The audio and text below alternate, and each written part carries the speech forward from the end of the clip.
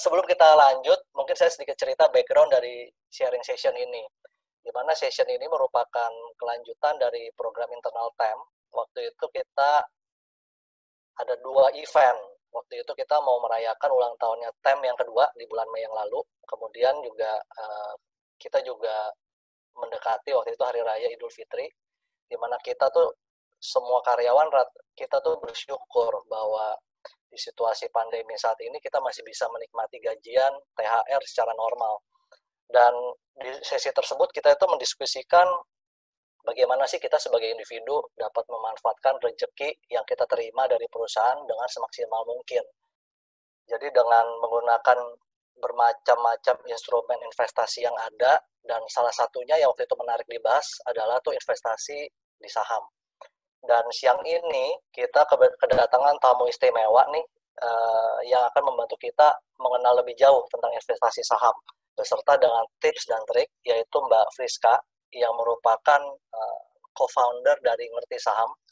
Mbak Friska ini nama lengkapnya Friska Devi Koirina, dan Mbak Friska ini punya jam terbang panjang ya di dunia finansial dan edukasi, di mana mungkin teman-teman bisa lihat di CV-nya Mbak Friska ya, saat ini beliau menjadi capital market educator dan influencer di Ngerti Saham. Kemudian juga punya berbagai macam pengalaman-pengalaman yang berkaitan dengan itu, dan kalau lihat dari CV atau resumenya ini udah kemana-mana ya, jadi bukan cuma di Indonesia tapi juga ke luar negeri. Mungkin segitu saja perkenalannya, supaya kita nggak buang waktu, saya mungkin persilahkan Mbak Friska untuk memulai sharingnya. Cuma sebelum itu mungkin nanti teman-teman kami persilahkan untuk mengajukan pertanyaan, jadi nanti menulis pertanyaan aja di chat room. Selama Mbak Friska sharing, nanti pertanyaan-pertanyaan tersebut akan dijawab di bagian Q&A setelah sharingnya selesai. Silakan Mbak Friska, terima kasih. Ya, oke. Terima kasih. Saya panggil Mas Erik aja deh, biar kelihatan lebih muda. Oke, terima kasih Mas Erik selaku moderator. Terima kasih Babi, terima kasih tim TEM yang sudah mengundang saya siang hari ini. Insya Allah nanti 1 jam ke depan kita bakal diskusi seru seputar saham. Jangan beranggapan berat dulu. Semoga apa yang saya sampaikan bisa jauh lebih sederhana dalam bahasa untuk newbie atau pemula ini. Teman-teman mungkin panggil saya Friska aja ya, Mbak atau Friska, jangan panggil Ibu biar nggak kelihatan tua. Saya share screen dulu ya. Suara udah jelas ya? Suara udah oke ya, Mas Erik ya? Ya, udah oke. Oke, siap. Saya share screen-nya dulu.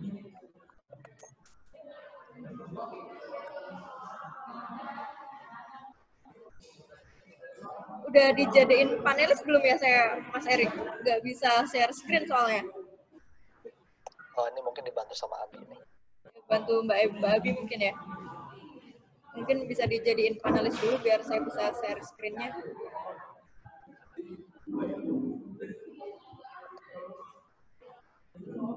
Ya, udah Mbak Friska. Ya, oke, siap.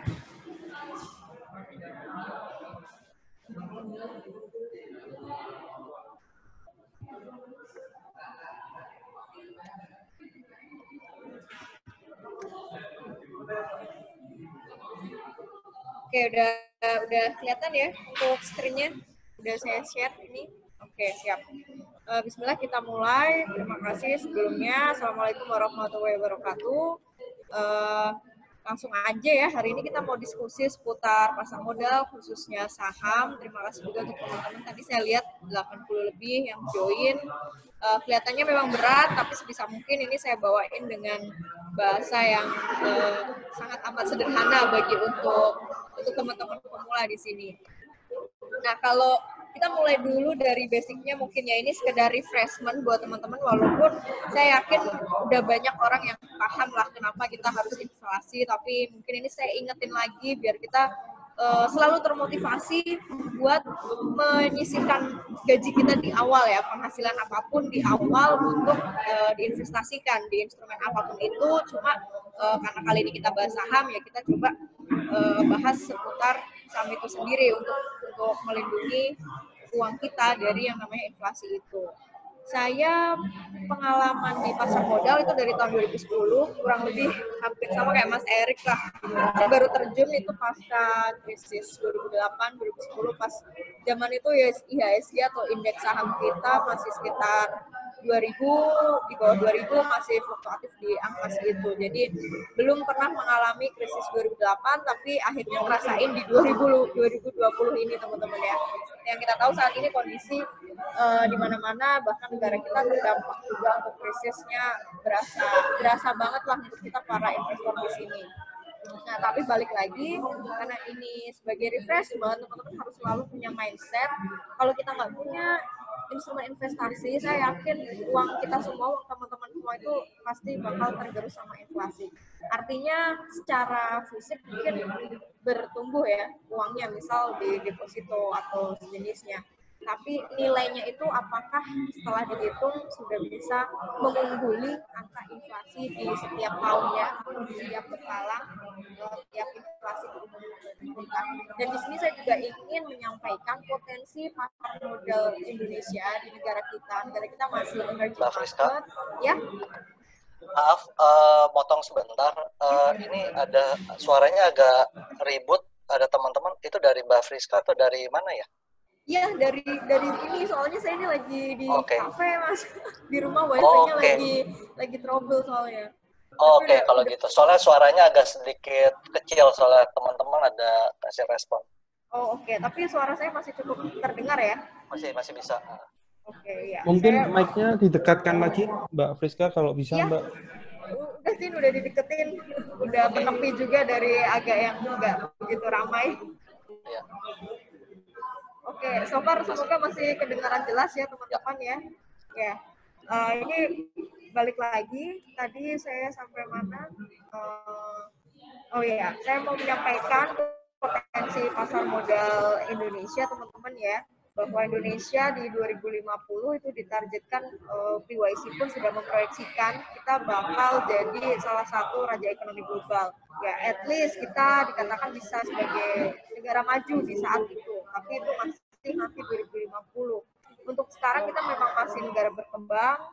IHSG kita kalau teman-teman mungkin pernah lihat di berita-berita, kita juga masih jauh ya di bawah negara-negara maju seperti Amerika. Kita saat ini aja masih turun indeksnya, belum sampai 6.000 lagi, masih 4.800, 4.900.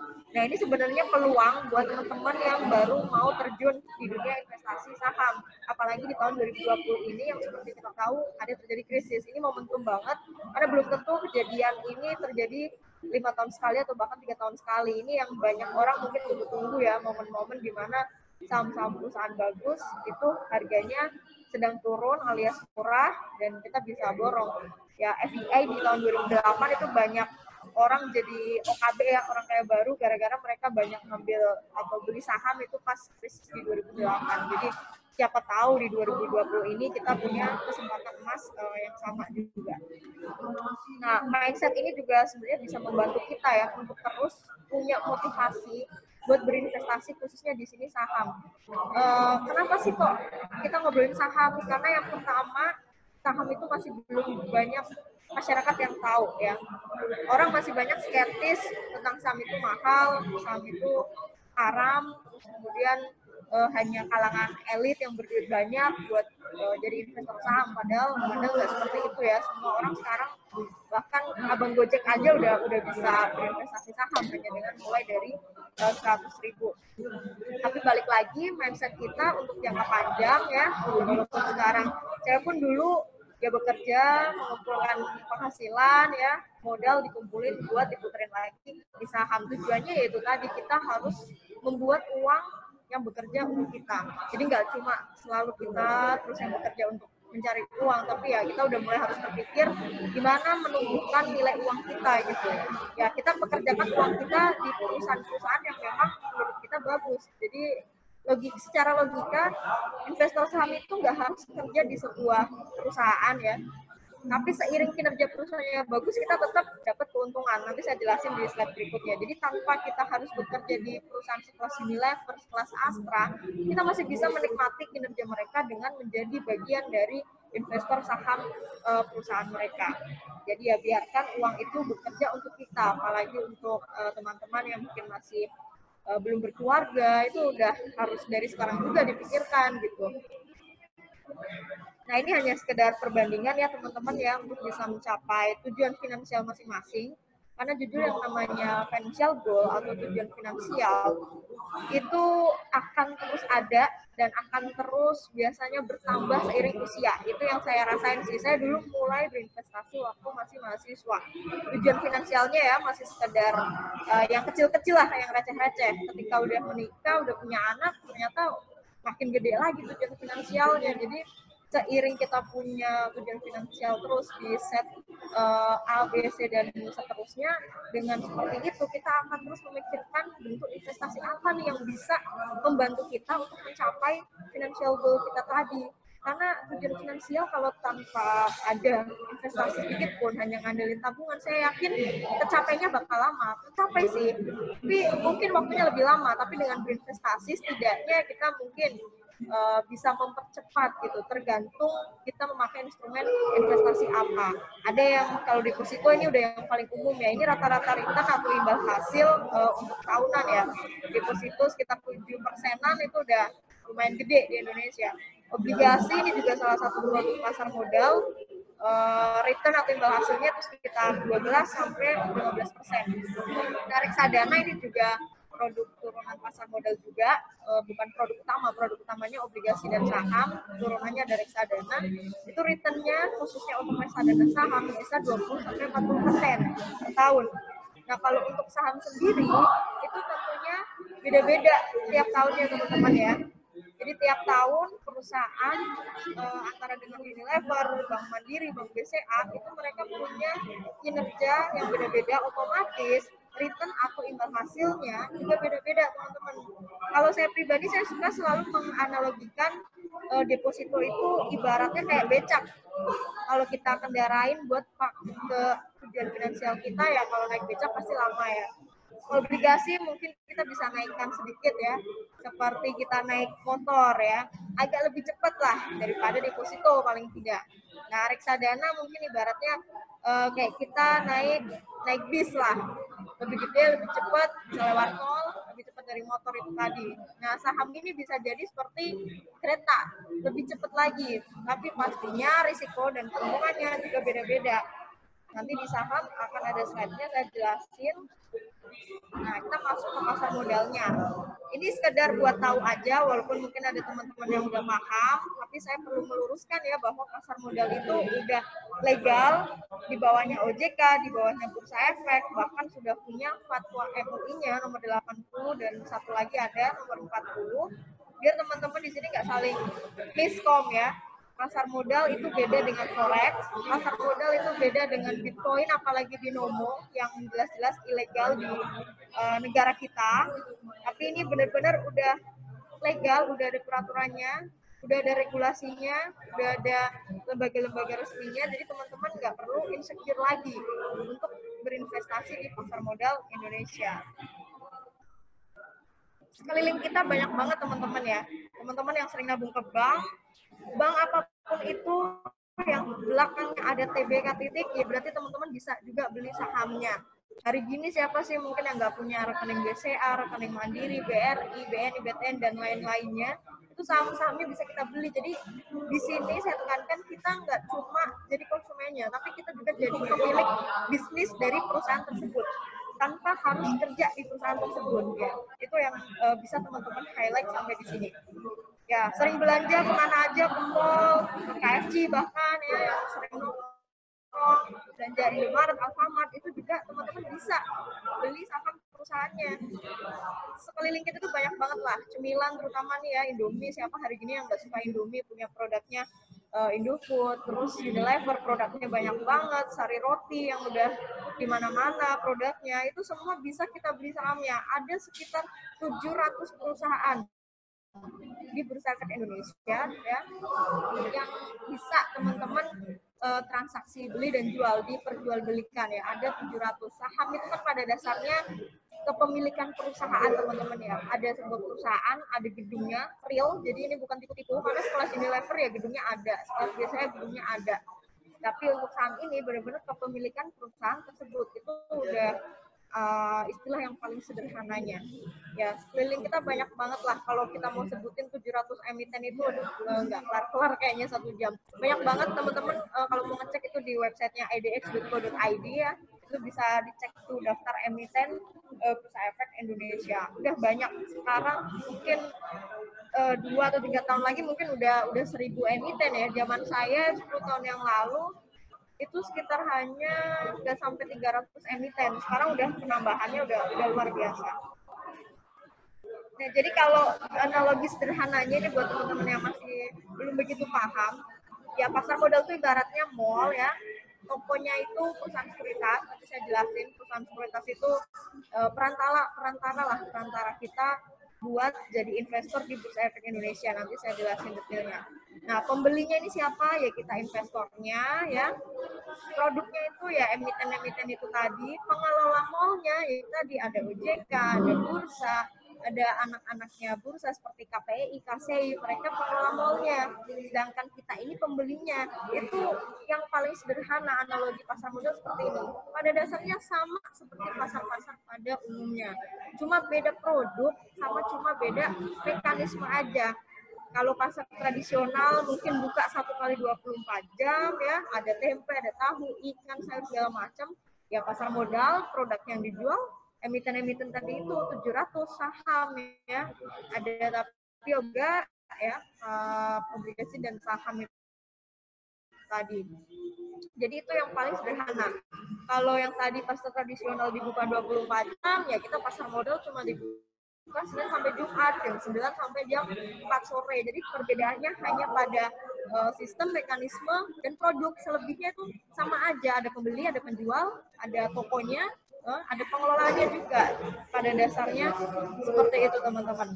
Nah kalau ditanya terus kita mulainya dari mana nih? Udah mulai tahu tentang saham itu sendiri, mulainya dari mana? Ya pastinya sebagai calon investor kita nggak perlu langsung datang ke Unilever buat beli saham Unilever, tapi kita harus melalui itu tadi perantara, yaitu perusahaan sekuritas. Jadi kita buka rekening saham dulu di salah satu sekuritas, baik offline datang ke kantor cabang ataupun online via websitenya masing-masing. Dengan syarat dokumen yang udah pasti wajib itu IKTP, NPWP, buku tabungan atau rekening tabungan itu udah pasti wajib harus teman-teman punya. Nah, modal depositnya ini beda-beda teman-teman ya. Ada yang dari 100.000 sampai 10 juta, ada yang 1 juta, 3 juta. Tiap perusahaan sekuritas beda-beda untuk minimum depositnya. Jadi tergantung kebijakan masing-masing. Nah, perbedaan sekuritas ini sama aja kayak perbedaan bank. Kalau kita mau buka rekening tabungan kan ke bank. Tapi kalau kita mau buka rekening saham itu ke sekuritas. Di Indonesia perusahaan sekuritas nggak sebanyak perusahaan perbankan. Perusahaan sekuritas itu di Indonesia baru ada sekitar 103 sekuritas. Pokoknya kalau teman-teman lihat di pinggir jalan, ruko-ruko, ada bla bla bla belakangnya sekuritas, misal kayak BNI Sekuritas, Mandiri Sekuritas, Mandiri Sekuritas, pokoknya yang belakangnya sekuritas. Nah itu tempat buat teman-teman buka rekening saham. Pokoknya yang belakangnya sekuritas. Nah masing-masing sekuritas ini bedanya itu hanya di minimum depositnya beda, fee transaksi beli dan jualnya beda, tapi bedanya nggak jauh-jauh banget. Tampilan aplikasinya ini seperti halnya kalau kita di mobile banking, antar bank kan tampilannya beda, nah di sekuritas pun juga beda pelayanan, ada yang fast respon, ada yang slow respon, ada yang mereka ngasih service excellent, ngasih banyak training gratis buat nasabah, ada yang pasif. Intinya masing-masing perusahaan sekuritas punya pelayanan yang beda-beda tergantung kebijakan masing-masing. Tapi so far pada dasarnya semua sama fungsinya, yaitu untuk transaksi beli dan jual saham sebagai perantara. Bedanya hanya di 4 poin itu tadi. Nah, kalau udah buka rekening saham, terus rekening sahamnya udah jadi, ya teman-teman tinggal transfer nanti. Transfer modalnya ke rekening sahamnya. Jadi nanti ketika buka rekening saham tuh teman-teman akan diberikan formulir. Nah, formulir itulah yang dinamakan rekening saham.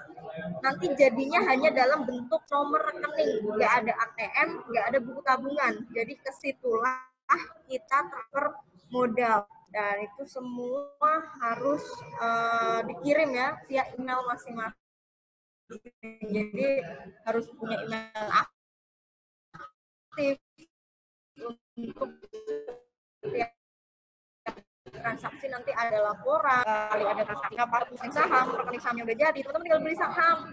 Banyak banget ya emiten-emiten di Indonesia, tadi 700 ini saya kasih contoh perkembangan harga saham emiten BUMN. Misal karena ada beberapa investor yang mereka lebih suka koleksi BUMN, ada yang lebih suka koleksi swasta tapi yang bagus-bagus. Nah, ini sebagai contoh ya perubahan dari awal mereka IPO atau listing di bursa. Ini prosentase return ya teman-teman ya, yang saya blok kuning itu prosentase return dari masing-masing saham plat merah ini dari awal mereka IPO sampai terakhir itu 2017. Kalau dilihat angkanya ya luar biasa ya, apalagi untuk sekelas bank-bank plat merah itu memberikan return atau imbal hasil yang luar biasa. Tapi ini jangka waktunya benar-benar panjang, dari tanggal listingnya aja seperti BRI dari 2003, SMGR dari tahun 1991, Semen Indonesia. Ini buat yang investor sabaran, investor jangka panjang, yang mereka pasti sudah menikmati sekian ribu % yang ada di situ. Masing-masing beda. Tapi yang jelas, ini return nyata, return real, berdasarkan dari kinerja mereka yang bagus, akhirnya harga saham meningkat, nah diberikanlah atau muncullah return sekian berdasarkan dari harga awal IPO sampai terakhir itu ini data 2017, dan ini baru sebagian, belum lagi dengan ratusan emiten lainnya yang swasta ataupun yang lain BUMN lainnya. Jadi sangat bervariasi banget. Kalau ditanya saham, sering ada yang nanya ke saya, kalau saya invest saham, saya nabung saham, returnnya berapa per tahun? Pasti saya balikin lagi, tanya ke orangnya, emang mau beli sahamnya apa dulu? Karena return atau imbal hasil tiap perusahaan itu beda-beda tiap tahun. Kita nggak bisa mengeneralisasikan. Nah, saya sedikit sesuai request nih ya, bahas sedikit tentang saham syariah. Ini juga bisa jadi opsi alternatif buat teman-teman yang masih strike atau mungkin masih skeptis lah terhadap saham itu, bahwa saham itu haram, terus saham itu judi lah, terus segala macamnya. Ini kita kasih alternatif, ada yang namanya saham syariah di pasar modal Indonesia. Masih tetap satu pasar di Bursa Efek Indonesia, tapi hanya beda label. Jadi dari 700 sekian emiten itu tadi, itu tuh ada yang masuk saham syariah, dalam artian dilabelin lah, oh ini di label ada saham syariah, dia masuk ke syariah, dia nggak syariah gitu. Jadi ada dari sekian 700 itu tadi, ada yang syariah, ada yang enggak. Nah, saham syariah itu seperti apa? Saham perusahaan yang dinyatakan lolos atau memenuhi syarat menjadi saham syariah atau masuk ke DES. DES itu Daftar Efek Syariah yang diterbitkan oleh OJK dan pastinya melibatkan MUI. Jadi udah langsung MUI yang turun tangan yang menentukan mana saham perusahaan yang syariah sama enggak. Nah, syarat saham syariah tentunya bisnisnya nggak boleh haram atau melanggar syariah. Nah, ini belak-belakan aja, saya jujur baru hijrah ke syariah itu baru 3 tahun ini. Jadi sebelumnya kurang lebih 7 tahun ya saya masih jadi investor konvensional, dalam artian saya masih beli saham perbankan, saya masih beli saham gudang garam, rokok gitu. Intinya yang saham-saham seperti itu udah jelas melanggar syariah ya, bank konvensional, rokok, terus multi bintang yang minuman keras itu udah pasti dia bukan saham syariah. Kemudian juga di laporan keuangannya itu biasanya OJK dan MUI itu ngecek berkala aspek utang berbasis ribanya terhadap total aset, nggak boleh lebih dari 45% atau kurang lebih sama. Terus rasio pendapatan non halalnya terhadap total pendapatan juga kurang lebih nggak boleh lebih dari 10% atau sama. Nah, pada dasarnya kalau kita bicara soal akad di saham syariah ini, akadnya sama seperti kita di pasar tradisional, yaitu jual beli. Ya, sahamnya ini sebenarnya kan instrumen atau produknya. Dan yang namanya kita investor itu istilahnya patungan usaha, teman-teman ya. Ada perusahaan A mau ekspansi butuh dana. Nah, dia jual sahamnya ke masyarakat, duit masyarakat ini dipakai dia buat ekspansi usahanya. Itu sama aja kan patungan usaha. Itu udah paling sederhananya kita jadi investor itu intinya kita patungan usaha di perusahaan A, di perusahaan B, C, dan seterusnya. Jadi pada dasarnya akadnya dalam Islam ya jual beli ini. Nah, ini daftar saham syariahnya teman-teman. Ini teman-teman bisa akses dengan gratis, tinggal download di websitenya idx.co.id di bagian saham syariah atau IDX syariah. Itu tiap bulan itu pasti diupdate jumlahnya. Dan per Juni ini udah ada 446 emiten yang dinyatakan atau lolos ke dalam indeks saham syariah Indonesia. Jadi dari 700 itu udah 400 lebih. Itu ibaratnya udah lebih dari 60% lebih lah emiten yang ada di kita udah tergolong syariah. Jadi ini bisa jadi alternatif banget lah buat teman-teman yang pengen berinvestasi, gak cuma ada cuan tapi mau nyari berkah. Jadi ya udah investasi aja, nabung di saham-saham syariah. Udah enak banget lah, udah ditawarin, udah ada alternatif. Tinggal teman-teman pilih mau yang mana. Nah, indeksnya tadi namanya indeks saham syariah. Itu diluncurkan itu 9 tahun yang lalu pas 2011. Tapi pada dasarnya pasar modal syariah ini sama ya, bukan pasar yang berdiri sendiri. Intinya sama-sama di Bursa Efek Indonesia, cuma bedanya ada yang diloloskan syariah, ada yang enggak, itu doang. Jadi nggak ada perbedaan mekanisme pencatatan, nggak ada perbedaan mekanisme perdagangannya, itu sama semua dengan yang konven. Hanya sekedar ibaratnya kayak label baju lah gitu, itu dilabelin syariah sama enggak gitu aja. Itu sekilas ya tentang saham syariah itu sendiri. Nah, ini kalau yang secara online-nya, ketika nanti teman-teman buka rekening saham syariah, jadi teman-teman buka rekening saham di perusahaan sekuritas, itu ada yang istilahnya reguler sama yang syariah. Kalau yang pengen buka rekening saham syariah, ya nanti tinggal pilih aja yang efek syariah. Nah, itu nanti udah tinggal ngikutin langkah-langkah, otomatis nanti di aplikasi online trading istilahnya saham-saham yang non syariah itu otomatis hilang, nggak bakal muncul. Jadi kalau misal mau ngetik BMRI Bank Mandiri ya, itu udah nggak bakal muncul. Ketik GGRM Gudang Garam itu juga nggak bakal muncul di aplikasi. Jadi udah otomatis lah saham-saham yang non syariah itu nggak akan muncul di aplikasi online trading yang udah buka rekening saham syariah. Nah, ini boomingnya saham syariah juga udah mulai booming dari tahun 2017 teman-teman ya, pas mulai marak muncul orang-orang pada nikah dengan maharnya itu saham. Jadi mahar pernikahan bisa kok pakai saham asal sahamnya syariah. Jadi nggak bisa kalau teman-teman ada yang mau merit terus sahamnya Gudang Garam, terus sahamnya Putih Bintang, itu penghulunya pasti bakal nolak. Jadi boleh dijadikan mahar tapi yang saham syariahnya aja.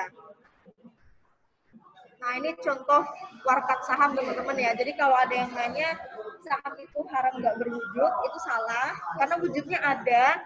Ini warkat namanya. Ini juga yang dijadikan teman-teman tadi yang pada nikah maharnya pakai saham itu pakai ini warkat kayak gini ya.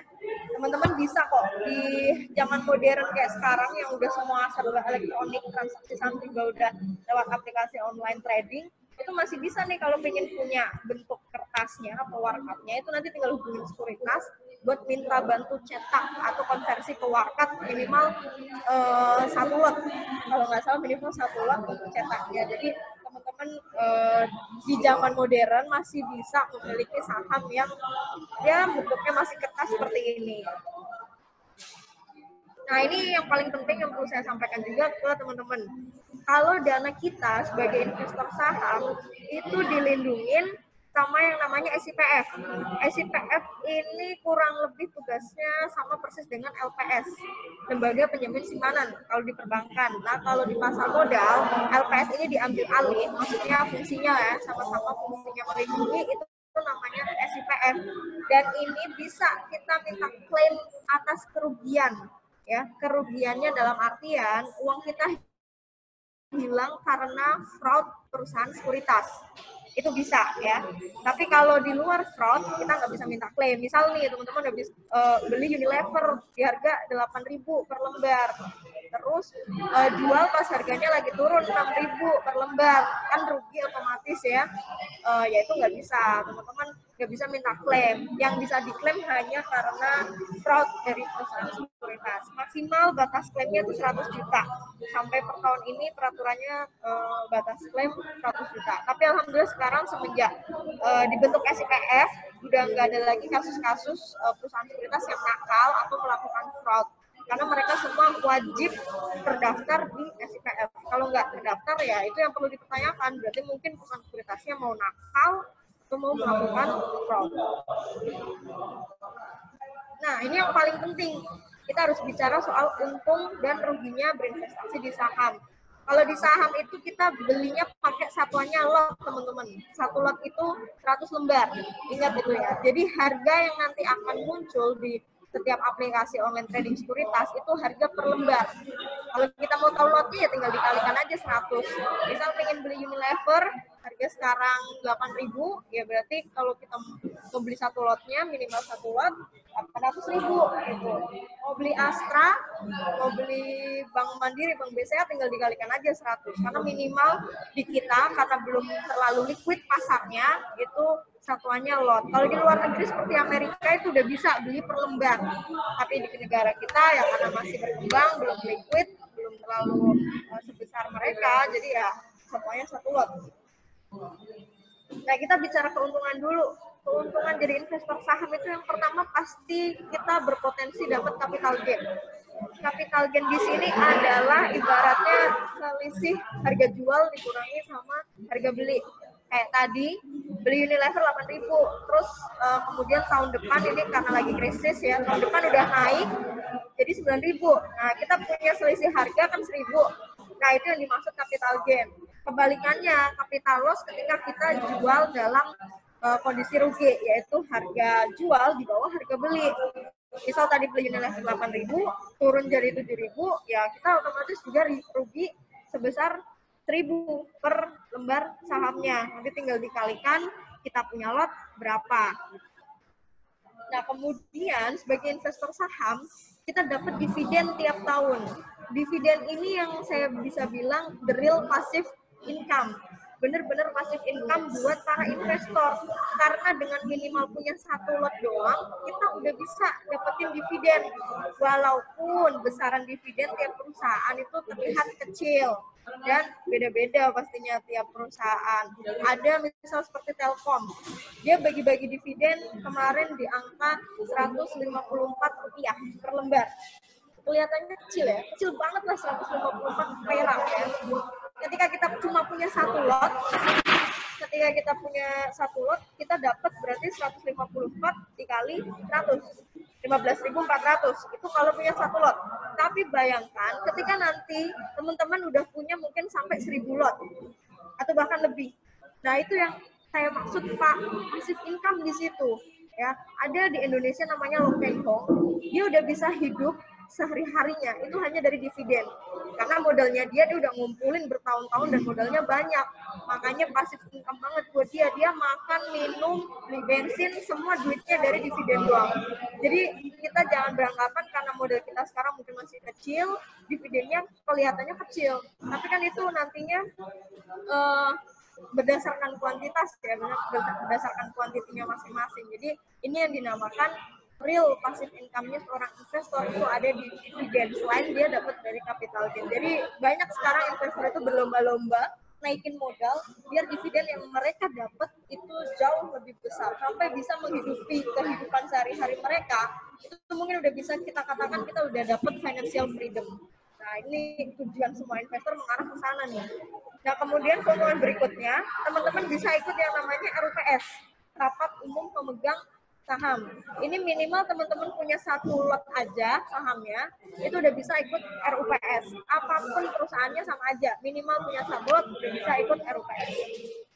Kerugian berikutnya, sahamnya tidur. Sahamnya tidur gimana nih Mbak maksudnya? Ya. Jadi gini, yang namanya saham di Bursa Efek Indonesia, itu nggak semuanya yang tadi saya bilang 700 emiten itu punya kinerja yang bagus. Ada juga kinerjanya yang jelek. Biasanya kinerja perusahaan yang jelek itu nggak akan laku ya. Lagian logikanya siapa investor yang minat buat beli. Nah, kalau udah nggak minat beli, harganya biasanya turun terus karena nggak ada yang nggak ada yang minat beli, peminatnya sedikit bahkan. Kalau udah turun mentok sampai harga 50, harga terendah saham di Bursa Efek itu 50 perak, teman-teman. RP 50, benar-benar 50 perak. Kalau udah sampai 50 kentok dan nggak ada pergerakan, alias nggak ada lagi peminat yang mau beli, udah sahamnya bakal tidur di harga itu aja. Sampai bangunnya gitu juga nggak tahu, sampai ada yang minat lagi buat beli.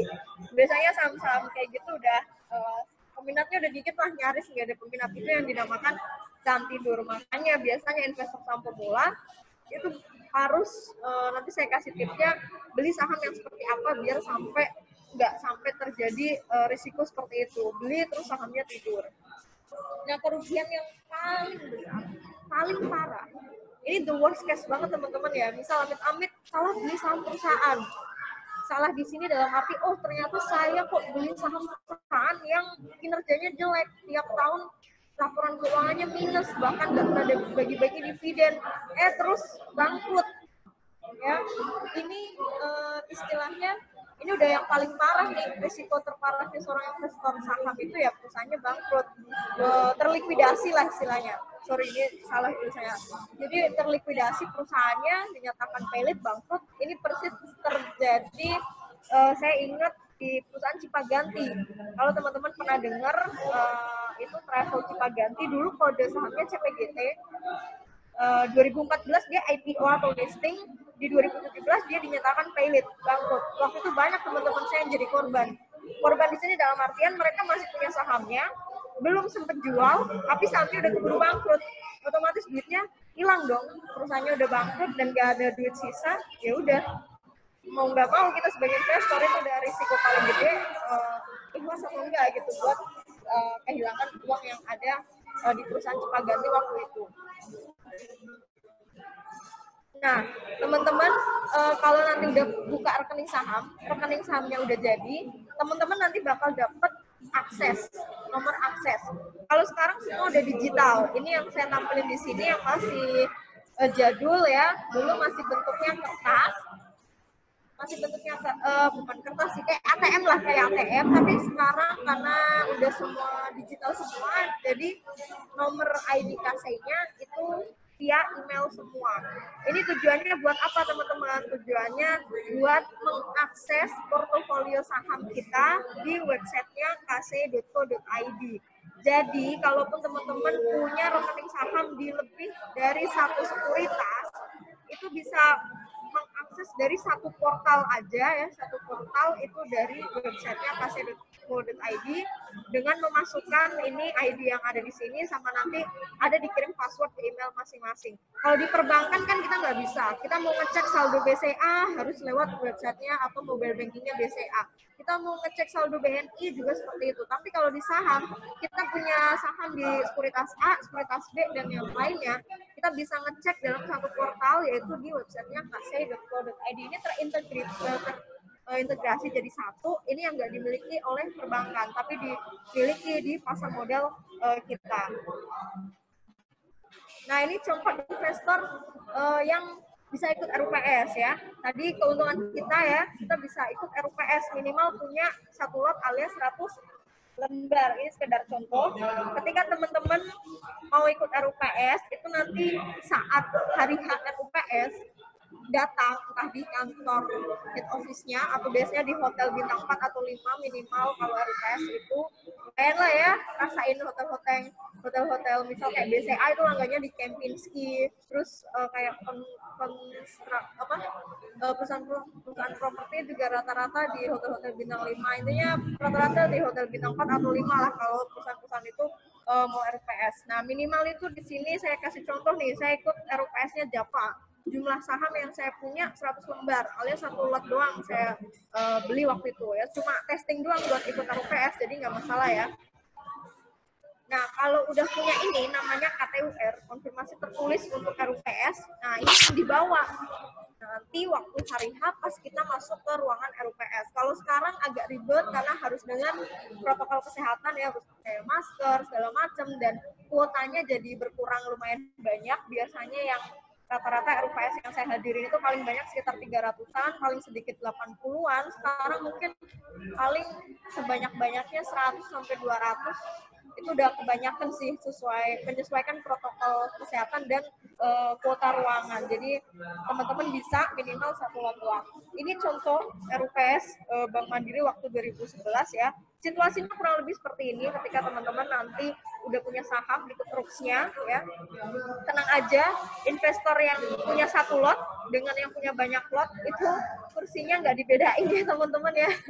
Takutnya nanti mikir mentang-mentang kita punya 1 lot duduknya paling belakang gitu. Enggak kok. Semua investor di sini sama aja, mau duduk di belakang, tengah, depan, terserah. Kita punya hak yang sama, hak voting doang ya, bukan hak untuk menentukan keputusan. Kalau itu pemegang saham mayoritas. Kalau kita retail itu pemegang saham minoritas. Jadi paling kita suaranya hanya dipakai untuk voting di saat RUPS, tapi enggak dalam untuk menentukan besaran dividen atau yang lainnya. Nah, seperti ini kurang lebih gambarannya. Nah, biasanya balik-balik nih teman-teman bakal dapat banyak souvenir ya. Ini yang atas pada ikut RUPS-nya Unilever, pada dapat tuh Rexona, Sunlight, segala macam. Biasanya ini mama yang saya saranin. Mama tuh wajib beli minimal 1 lot Unilever. Jadi biar pas ini RUPS Unilever bisa datang tuh ke Tangerang sana, pada dapat nih, bisa lumayan hemat 1 bulan kayaknya biaya operasional di rumah ya. Jadi macam-macam. Biasanya RUPS tuh uniknya di goodie bag-nya itu isinya produk-produknya. Ini ada contoh teman-teman saya pada ikut RUPS Bank BRI, pada janjian gitu, rame kita dapat teman baru, dapat kenalan baru sama investor saham maksudnya ya. Ya, dan balik-balik biasanya kita bisa punya kesempatan buat ngobrol sama direksinya kalau memang ada waktu. Tapi at least kita punya pengalaman ikut rapat umum pemegang saham gitu.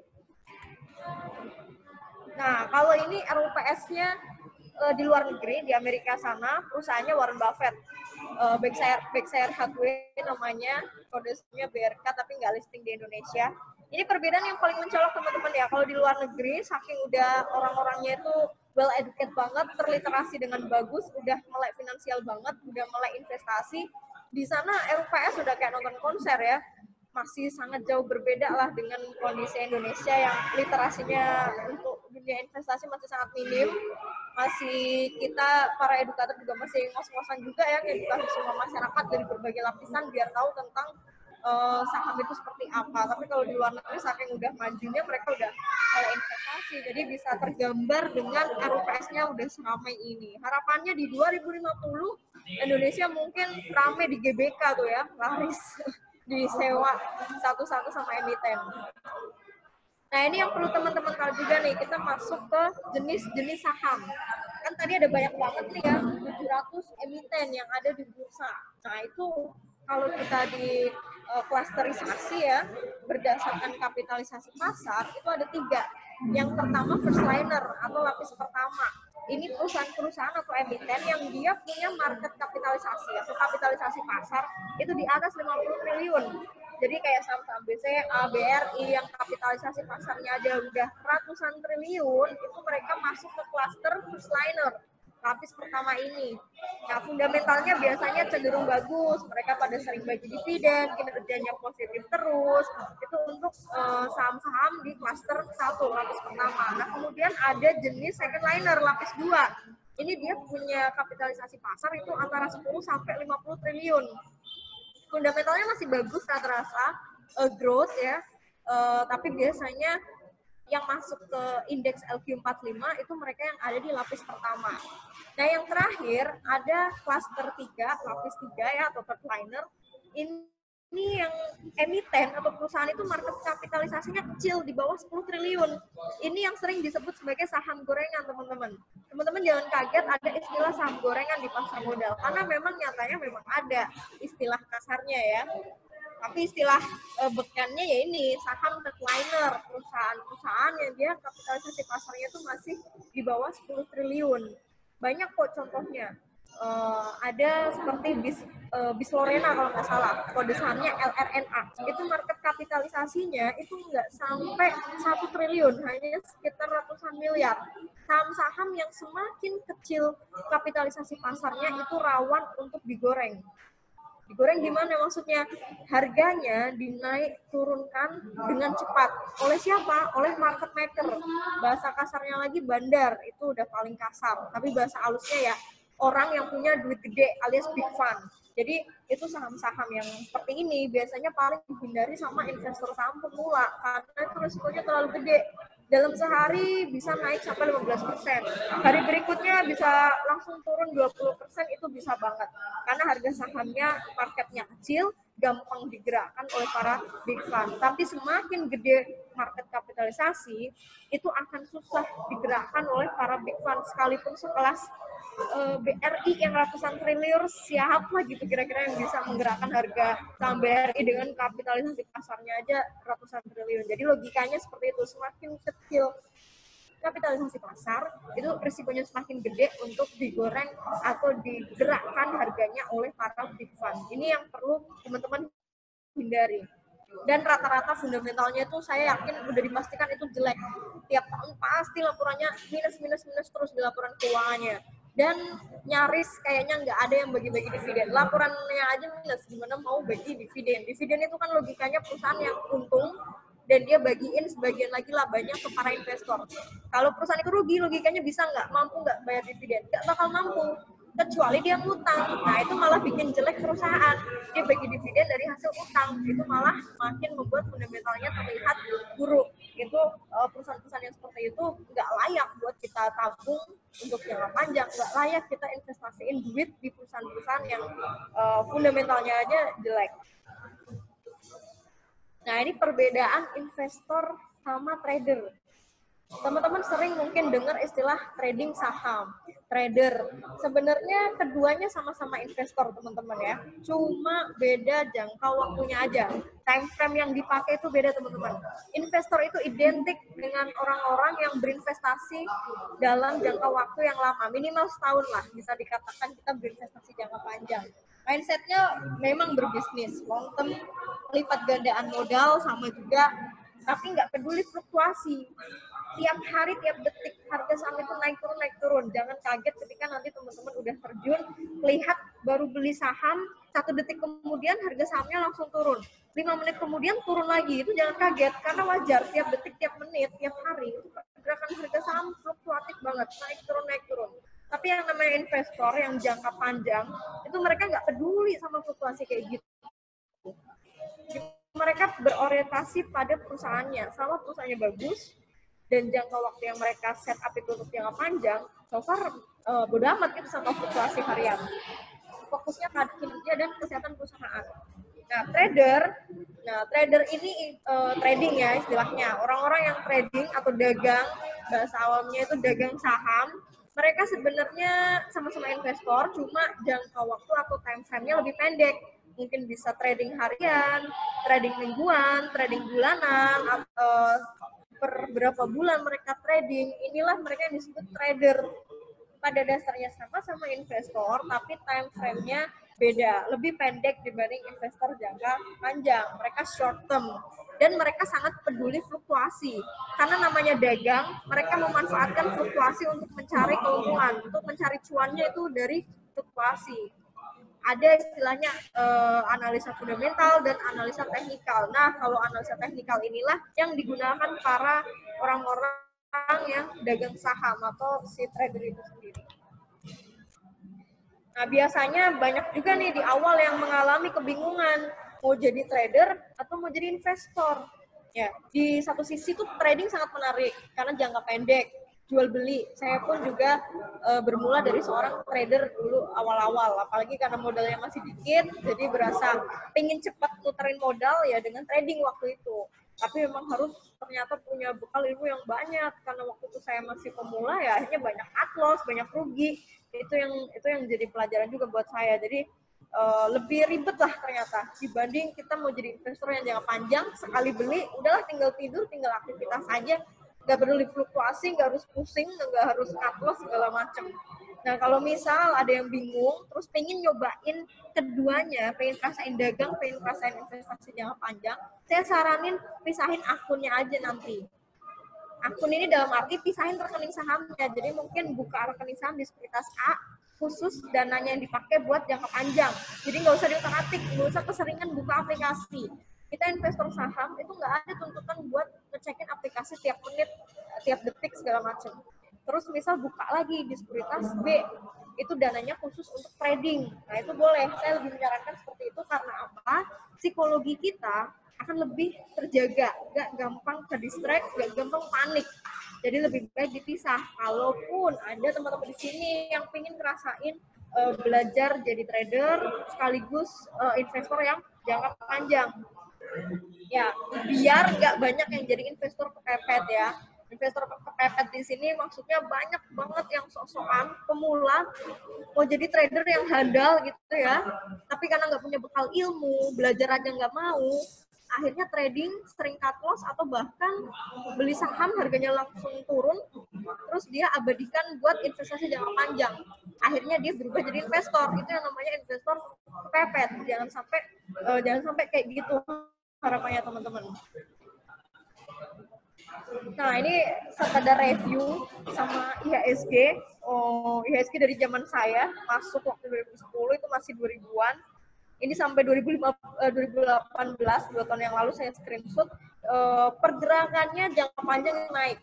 Nah, kalau lihat grafiknya kan ada naik turun ya jelas. Itu waktu itu kan sempat ada beberapa isu, beberapa semi krisis lah bisa dibilang, itu yang menyebabkan turun seperti halnya di 2008. Ini grafik saham pun juga naik turun kayak gini tiap hari. Tapi kalau investor jangka panjang tuh nggak usah peduliin naik turunnya seperti ini. Nah, kalau ini IHSG kita dari awal IHSG lahir ya, dimulai dari angka 100. Semua indeks di dunia itu mulai dari angka 100. Ini saya tarik ke atas sampai terakhir saya screenshot ini tahun 2016, saya masih simpan gambarnya ini. Kenaikannya wow, dari angka 100 terakhir sampai 5.000-an. Naik turun wajar itu karena 2008 krisis, terus 2013 itu sempat yang krisis tsunami, 2015 juga sempat saya lupa yang penyebabnya apa. Itu hal yang wajar ya terjadi di semua indeks negara, saya rasa juga punya hal yang serupa. Tapi kita fokusnya ke jangka panjang. Nih indeks kita itu baru segini loh. Dibandingkan Amerika yang udah 25.000 ke atas, Dow Jones-nya, indeks Dow Jones di sana, kita masih di bawah 10.000. Artinya apa? Peluangnya masih sangat besar. Ini yang menyebabkan banyak investor asing, baik dari Amerika, Eropa, dan kawasan Asia lainnya, itu berbondong-bondong masuk di pasar modal kita. Karena baratnya pasar modal kita ini benar-benar masih harta karun banget nih yang terpendam, dan orang banyak yang nggak sadar, terutama kita sendiri yang warga negara Indonesia aja nggak sadar. Ini peluang emas banget. Jadi jangan salahkan banyak investor asing yang menguasai banyak saham-saham di perusahaan yang ada di Bursa Efek Indonesia. Karena return-nya itu cukup menjanjikan untuk jangka panjang. Dibandingin mereka suruh investasi di Amerika yang udah mature, istilah ekonominya udah mature, ini lumayan tinggi bisa dibilang ya, udah 25.000 ke atas, kita baru 5.000 aja sekarang belum genap, itu potensinya masih jauh lebih besar. Makanya teman-teman, ini kesempatan.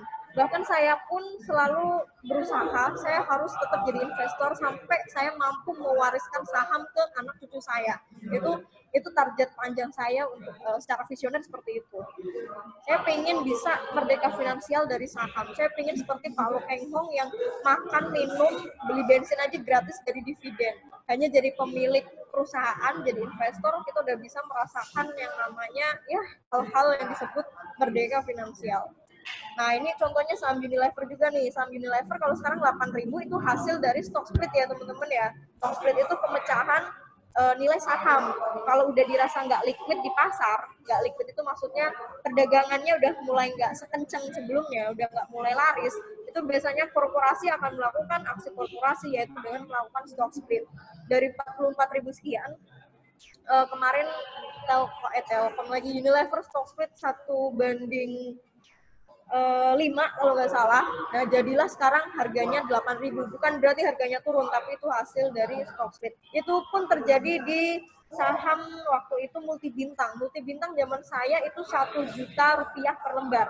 Dan zaman saya itu satu lotnya masih 500 lembar, bukan 100. Jadi saham Multi Bintang saat itu nggak liquid banget. Banyak yang mau jual, tapi nggak ada yang mau beli. Itu istilah nggak liquid.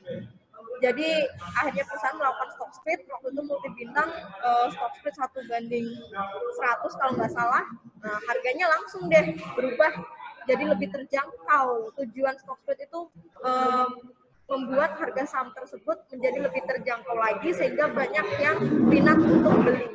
Jadi Unilever, ini bocoran aja, saya juga lagi banyak nabung di Unilever karena saya percaya someday Unilever bakal balik lagi 44.000 sekian. Kalau secara historikal biasanya seperti itu. Entah 10 tahun lagi atau berapa, sekarang 8.000 saya tabung aja terus sampai naik 300-400% seperti saat kemarin-kemarin sebelum stock split. Kalau ini contoh sahamnya Bank Mandiri nih. Bank Mandiri saya cuma gigit jari karena saya nggak nabung banyak, waktu itu cuma buat trading. Padahal saya nyaksiin sendiri dari harga 1.000 naik sampai 13.000, 1.300%. Di instrumen investasi mana lagi yang bisa menghasilkan return atau imbal hasil di atas 1.000% dalam waktu beberapa tahun doang. Itu ibaratnya saya cuma gigit jari karena kenapa nggak dari dulu saya punya modal banyak ya, terus langsung cuan 1.300%, mungkin saya udah langsung jadi mahasiswa yang paling kaya di zaman itu.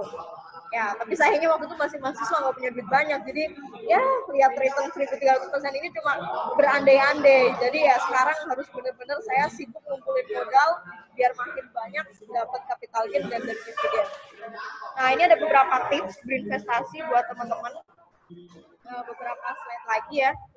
Tips berinvestasi atau memilih saham buat teman-teman yang terutama di sini masih banyak pemula. Dari sisi fundamental saya tekankan ya. Dari sisi fundamental sebisa mungkin pilih perusahaan-perusahaan yang liquid. Yang tadi ada di saham lapis 1, yang cluster 1. Ya, kinerja 5-10 tahun ke belakang paling nggak positif. Ya, kalaupun dia baru IPO, ya coba cek mungkin 3 tahun, boleh lah 3 tahun sampai 5 tahun. Tapi kalau perusahaan-perusahaan yang udah lama IPO, paling nggak, kalau kata Warren Buffett, itu dia ekstrim banget, cek sampai 10 tahun ke belakang. Nah, ini coba juga saya terapin, cek terus 10 tahun ke belakang, apakah positif terus. Kalaupun negatif, apakah memang ada krisis saat tahun itu, ya wajar kalau memang negatif. Pilih perusahaan yang rajin bagi dividen. Nah, kalau di Indonesia itu nggak ada pelit bagi dividen, teman-teman. Beda dengan perusahaan-perusahaan di Amerika, yang sekelas Amazon, sekelas perusahaan-perusahaan gede, itu jarang bagi dividen. Tapi kalau di Indonesia, perusahaannya itu loyal-loyal semua. Rata-rata perusahaan yang bagus, itu mereka pada bagi-bagi dividen. Sebisa mungkin pilih saham yang mereka rutin membagikan dividen, 5 tahun sampai 10 tahun ke belakang. Nah, kalau bisa dividen yield-nya di atas 3%. Ya, kalau bisa ya. Kalau kata Warren Buffett, dia aja minimal mau beli saham yang dividen yield-nya itu 4%. Di Indonesia banyak kok. Nanti teman-teman bisa cek. Ada aplikasi namanya RTI Business, bisa di-download di iOS ataupun Play Store. Itu buat cek harga-harga saham dan info-info lainnya. Nah, pilih sektor yang defensif dan growth. Ini bisa jadi alternatif buat investor pemula yang bingung mau milih saham di sektor yang mana. Seperti consumer good, banking, telekomunikasi, atau teknologi di masa depan yang pertumbuhannya masih cukup kencang. Ini saya ambil 3 yang tertinggi yang notabene cukup recovery kalau saat krisis cepat, dan mereka cukup defensif kalau seperti consumer good. Pelajari analisa fundamental lanjutan ketika nanti teman-teman udah mulai terjun. Kalau sekarang untuk pemula, beberapa poin ini saya rasa udah bisa cukup membantu dalam memilih saham nanti. Nah, dari sisi teknikal, karena ada fundamental, ada teknikal, ada analisa fundamental, ada analisa teknikal. Ini teman-teman bisa pilih saham yang secara grafik itu bergerak normal. Ya, lagi-lagi liquid. Kenaikan dan penurunannya itu yang wajar. Jangan milih perusahaan yang grafiknya itu lurus aja, atau lurus aja itu berarti dia sahamnya tidur, yang tadi saya bilang 50 perak. Hindari saham-saham yang grafiknya itu yang tidak teratur, naik turunnya terlalu signifikan atau tajam. Itu biasanya ciri-ciri saham yang tadi top liner digoreng. Nah, tidak beli saham di harga tertingginya, ini biasanya terjadi banyak di seorang investor pemula. Udah mencapai harga tertinggi, tertinggi selama dia ada di bursa, tapi dia nekat beli nih. Mending kita sabar dulu ya, nunggu sedikit koreksi atau penurunan. Nah, nanti bisa pelajari analisa teknikal lanjutan ya terkait support resisten, indikator dan lain-lainnya. Itu kalau nanti teman-teman udah ngerasain basicnya, itu untuk advance. Untuk sekarang saya rasa ini udah bisa mewakili untuk investor pemula. Nah, tips money management ini yang terakhir nih buat teman-teman, dan ini cukup penting banget. Ini saya ambil poin dari berdasarkan pengalaman saya yang kurang lebih belum lama, baru 1 dekade ini, tapi cukup jadi pelajaran saya lah selama berinvestasi di saham. Yang pertama, jangan sampai kita berhutang. Itu yang paling penting sih. Ternyata memang investasi di saham itu harus pakai uang dingin, nggak boleh dari uang hutang. Jadi pokoknya sebisa mungkin nggak ada utang lah di duit-duit yang buat dibeliin saham itu. Don't over invest, ini juga penting. Kalau saya sekarang selalu menerapkan dari penghasilan saya bulanan, itu paling nggak 10-20% itu saya masukin ke saham. Langsung, jadi nggak nunggu ada sisa berapa, tapi saya langsung sisihkan di awal 10-20%. Syukur-syukur mungkin bisa lebih, ya nggak masalah, tapi saya punya angka di angka range 10-20. Dan terus juga, dan be greedy, ini nggak boleh juga. Kalaupun kita udah profit, kita udah cuan, dan kita mau merealisasikan atau menjual, biar bisa ngerasain, menikmati cuan yang udah kita punya nih, efek dari beli saham, itu nggak apa-apa, realisasikan aja. Kita nggak usah yang terlalu saklek, harus nunggu sampai 1.300% kayak Bank Mandiri tadi, terus baru dijual, itu nggak usah terlalu saklek kayak gitu. Kalaupun udah cuan di atas 5%, 10%, atau bahkan lebih, terus kita pengen merealisasikan keuntungan, just do it, nggak usah yang saklek banget, nggak masalah. Apalagi yang cewek-cewek ya, sekedar mau mungkin nge-mall, mau shopping, mau spa dari hasil cuan saham, kayaknya sih menurut saya wajar-wajar aja gitu kalau kita cewek-cewek. Nah, kemudian diversifikasi saham ini juga ternyata penting banget teman-teman ya. Misal dalam satu portofolio rekening saham nih teman-teman bisa paling nggak minimal belilah 2 saham di 2 sektor yang berbeda, atau mungkin 2-3 saham. Sebisa mungkin jangan beli 5 saham di satu sektor. Nah, ini biasa yang terjadi juga, kayak teman saya ada yang dia beli 4 saham tapi bank semua, itu satu sektor. Menurut saya itu kurang bisa manajemen risiko. Jadi diversifikasi ini tujuannya untuk manajemen risiko.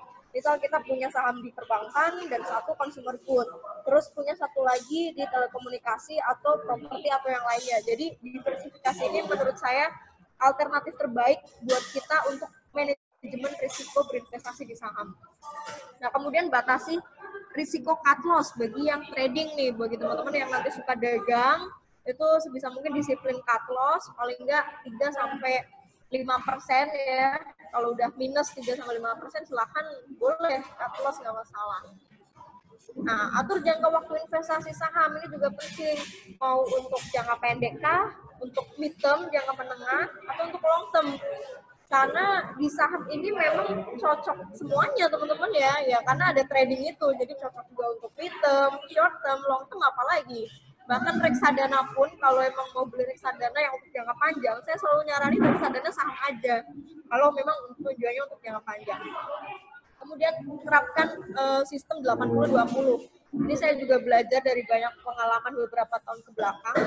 Kita punya duit di satu portofolio rekening saham, sebisa mungkin jangan 100% semua dibeliin ke saham. Selalu sisakan 20% dalam bentuk cash. Benar-benar diemin aja cash di rekening saham kita. Tujuannya buat apa? Antisipasi terjadi penurunan harga-harga saham seperti sekarang, itu kita bisa melakukan average down. Kita bisa membeli saham dengan harga yang lebih rendah dibanding harga beli kita. Jadi inilah tujuannya kita menerapkan 80-20, 20% ready cash di portofolio saham, terus ada takutin itu hanya sebagai dana cadangan lah, dana cadangan kita sewaktu-waktu terjadi penurunan harga saham. Nah, ini juga money management yang patut diterapkan. Jangan sampai teman-teman itu di sini beli saham supermarket. Saham supermarket ini bukan berarti kayak beli saham Matahari, beli saham Alfamart, Indomaret, itu bukan seperti itu. Saham supermarket, saya kasih contoh portofolio zaman dulu banget, ini portofolio saya zaman dulu banget. Nah, ini yang dimaksud saham supermarket teman-teman ya. Saya pernah punya portofolio yang di bawah ini. Saya sampai lupa ini screenshotan portofolio tahun berapa, pokoknya udah lama banget. Nah, ini banyak banget. Tapi saya masing-masing punya 1 lot, 2 lot, ada yang beberapa lot ya. Dengan waktu itu memang pengen ngerasain beli saham di semua sektor, pengen ngoleksi semua. Ini yang namanya saham supermarket. Ketika dalam satu keranjang portofolio kita nih, banyak banget sahamnya. Tapi dengan adanya saham supermarket ini, saya ngerasa waktu itu psikologinya terganggu banget. Terganggu dalam artian ketika sahamnya lagi pada turun, itu jujur saya pusing. Aduh, ini apakah harus saya cut loss? Atau saya mau average down tapi duitnya nggak cukup buat average down semua atau gimana gitu. Jadi kita sebagai investor jadi kurang rasional dalam memutuskan keputusan waktu itu.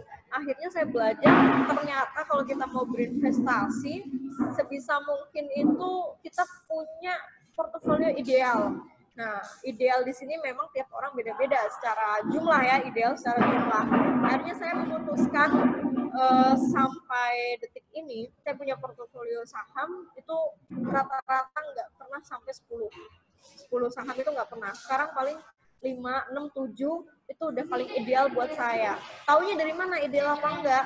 Ketika teman-teman beli saham, udah sampai pada angka atau jumlah yang udah membuat teman-teman itu merasa pusing lihatnya, pusing mantaunya, terus juga membuat bingung sendiri secara psikologis, itu berarti udah nggak ideal. Silahkan dieliminasi atau dikurangi saham-saham mana yang harus dijual sampai pada nanti pasti akan menemukan kok masing-masing ketika nanti udah action learning by doing akan menemukan jumlah ideal buat masing-masing karena profil risiko kita beda-beda, psikologi kita juga beda-beda. Yang jelas sebisa mungkin hindari beli saham supermarket seperti ini. Pernah ada seorang teman dia screenshotin portofolionya itu hampir 40 saham. Dan waktu itu banyak yang merah daripada hijaunya gitu. Pusing nggak tuh? Alias banyak yang rugi daripada untungnya. Saya sampai nyindir, ini mau beli saham atau mau beli indeks LQ45 karena tinggal ditambah beberapa lagi udah jadi tuh indeks LQ45 ya. Itu sindiran aja sebenarnya. Akhirnya dia pun sadar, oh ternyata iya ya walaupun modal dia banyak tapi bukan berarti juga harus beli sahamnya sebanyak itu juga gitu. Mending kita beli beberapa saham tapi yang ditambah terus adalah jumlah lotnya. Jadi mungkin itu lebih bijak dibanding kita beli saham supermarket itu sendiri. Ya, mungkin itu pengantar dari saya, Mas Erik ya, seputar saham. Tapi yang jelas nggak bisa dipelajarin hanya dalam waktu 1 jam ini. Harus seterusnya juga dipelajarin. Ini saya mengantarkan preview dan buat refreshment kita aja. Sekian, Mas Erik. Wah, banyak banget. Terima kasih nih Mbak Friska atas sharingnya.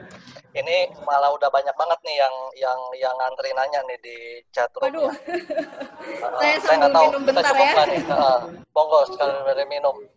Cuma sebelum mungkin masuk ke pertanyaan ya, saya nih mungkin saya yang mulai ya. Kan kita ini semua kan rata-rata di sini kan karyawan dari Triputra Group, ya kan. Selain kita ngomong dari tadi kan kita ngomong masalah profit, masalah kita capital gain atau apa yang kita bisa benefit terhadap keuangan individu ya. Menurut Mbak Friska ya, kita sebagai karyawan ini bagaimana ya membagi waktu antara kita bekerja dan berinvestasi saham, dan apa sih kira-kira keuntungannya buat karir kita kalau kita menekuni investasi saham, kira-kira gitu. Iya, soal bicara karyawan, saya juga dulu mantan karyawan ya Mas Erik sebelum saya di beberapa perusahaan. Yang saya rasain walaupun kita karyawan kan kita pasti punya salary bulanan.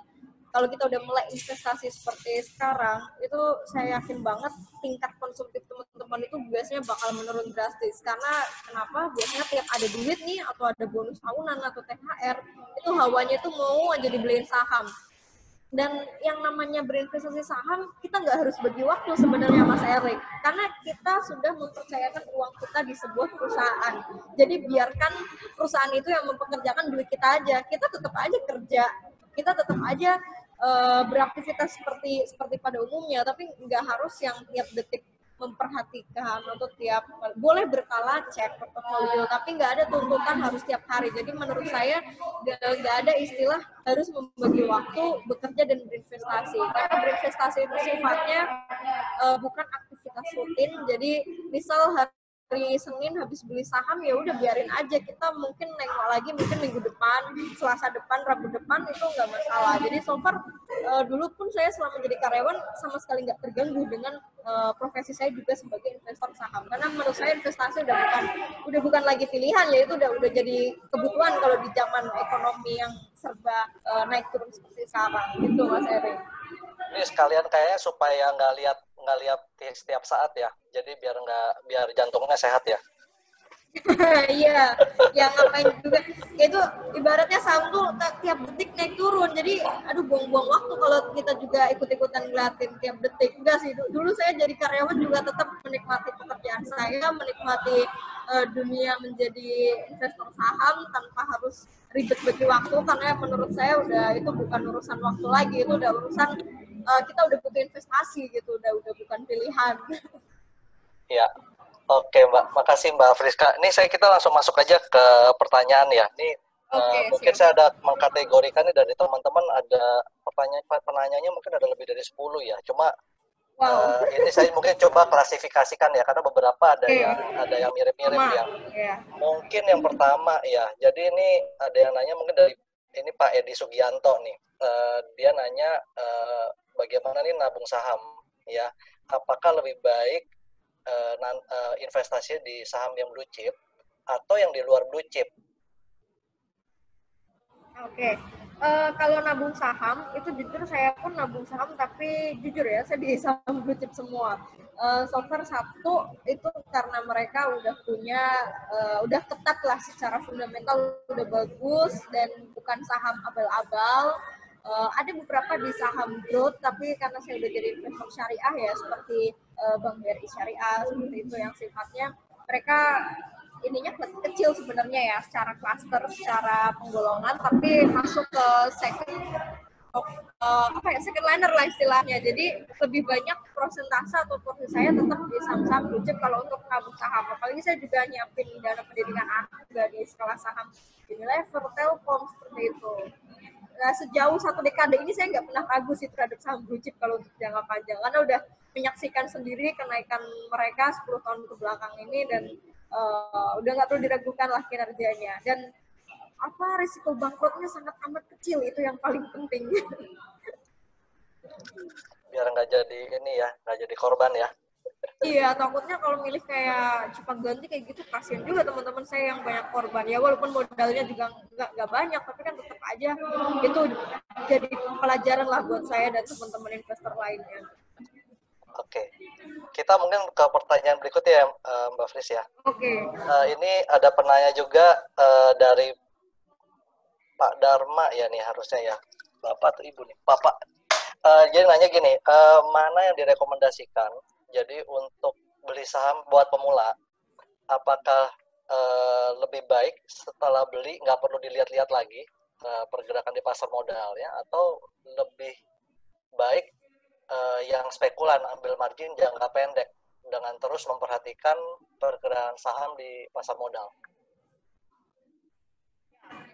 Dari pengalaman sih lebih enak sekali beli terus tinggal aktivitas kayak biasa, tapi bukan berarti sekali beli terus dalam waktu bertahun-tahun nggak dicek ya, itu nggak gitu juga kali kayak gitu. Dalam artian gini, kita beli saham itu atau perusahaan itu kan mengeluarkan laporan per kuartal. Nah itu bisa jadi patokan kita buat ngecek. Jadi kita bisa ngecek berkala tuh tiap kuartal.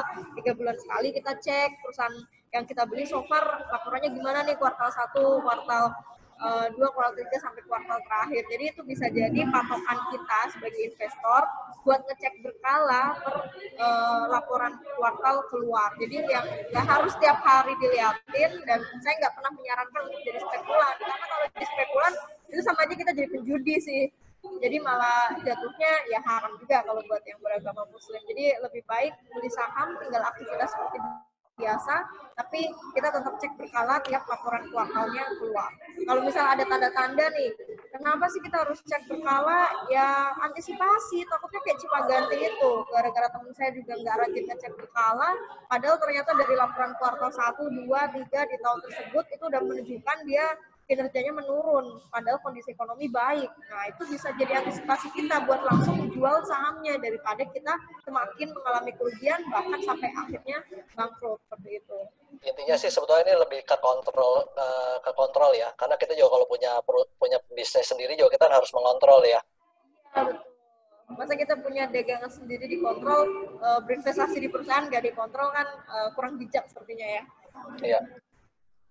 Oke, mungkin di pertanyaan berikutnya ini ada Widi dan Satria ya. Ini nanya nih, Mbak, gimana kita menentukan harga saham itu murah atau mahal? Kapan tuh dibilang, kapan waktu yang tepat tuh untuk membeli saham tersebut gitu loh. Pasti kan orang mau belinya murah, cuma kapan nih kita bilang harga ini murah?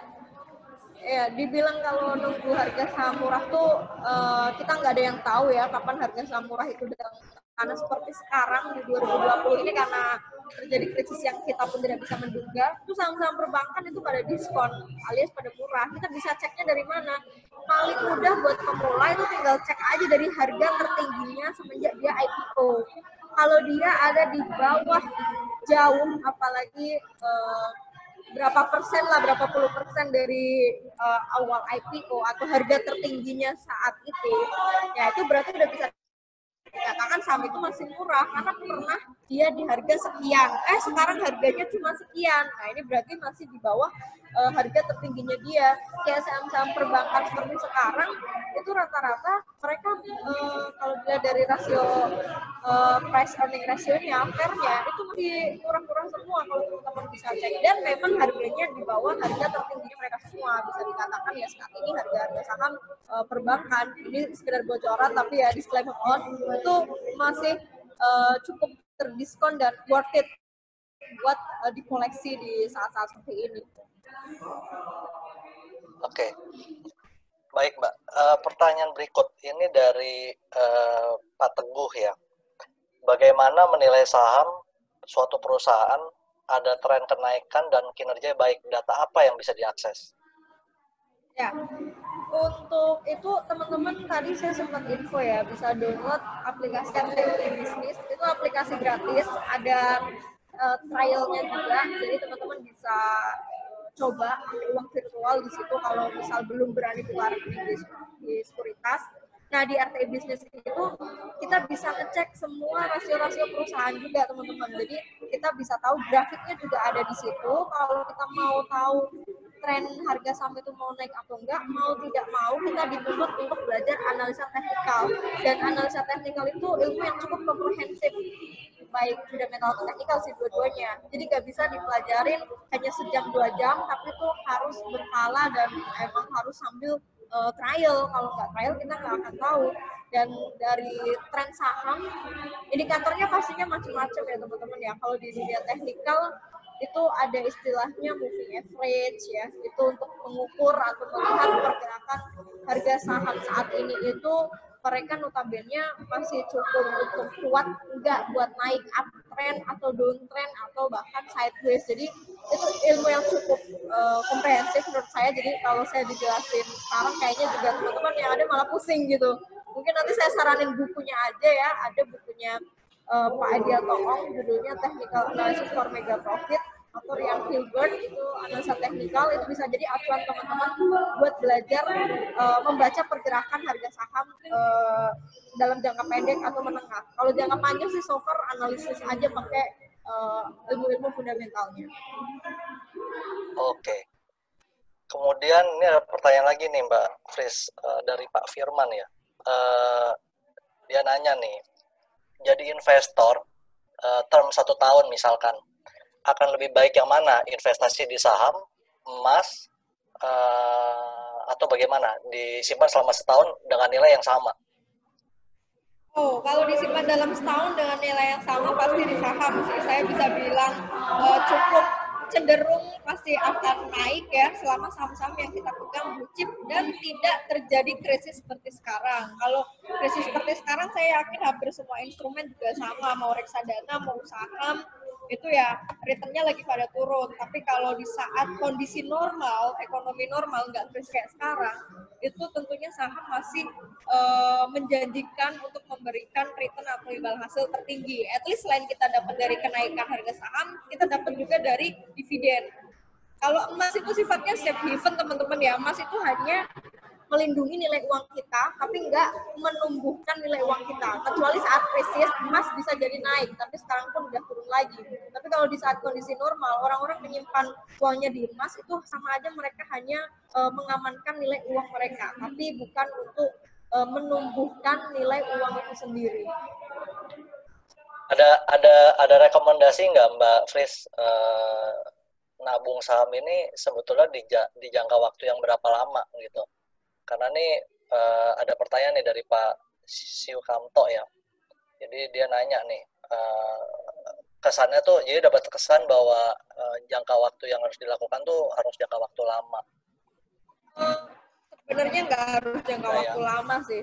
Balik lagi tadi saya sempat mention, kalaupun nggak sampai 1 tahun, saham yang kita pegang udah menghasilkan return atau imbal hasil mungkin yang pasti di atas deposito tahunan ya, mungkin 10% atau lebih, kita mau jual itu monggo-monggo aja. Enaknya investor itu kita punya kemerdekaan, kita punya kebebasan untuk memilih kapan kita harus beli dan kapan kita harus jual. Jadi nggak harus ada tuntutan setahun di hold, dipegang, baru bisa jual. Intinya seberapapun kita dapat return atau imbal hasil, terus dirasa udah cukup menurut kita dari total modal dan yang pastinya harus di atas nilai inflasi di tahun tersebut, silakan aja kalau mau jual.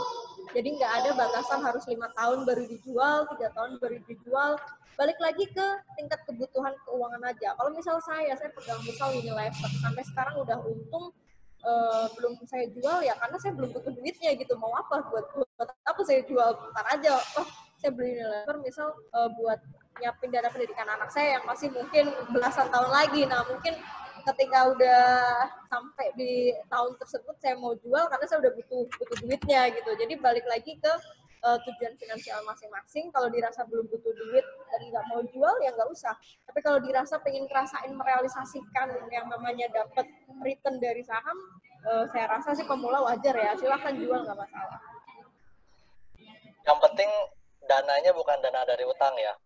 Iya, betul, ya. Oh iya, satu lagi saya belum mention tadi ya, di fasilitas sekuritas itu ada yang namanya dana hutang, teman-teman. Istilahnya margin trading, itu sebisa mungkin juga dihindarin ya, karena itu ada bunga per malamnya, dan itu resikonya takutnya udah terlanjur beli, ngutang ke duit sekuritas itu, ternyata harga sahamnya turun, terus sampai jatuh tempo kita nggak bisa bayar, ya otomatis sahamnya dipaksa jual.